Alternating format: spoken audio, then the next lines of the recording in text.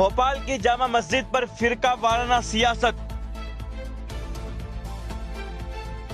मगरिबी बंगाल की सबसे कदीम और बड़ी अदीना मस्जिद पर हिंदू इंतहा पसंदों का दावा।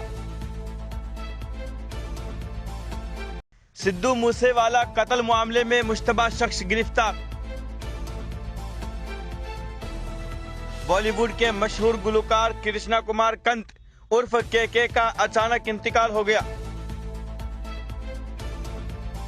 बीजेपी की राज्यसभा उम्मीदवारों की फहरिस्त में एक भी मुस्लिम नहीं।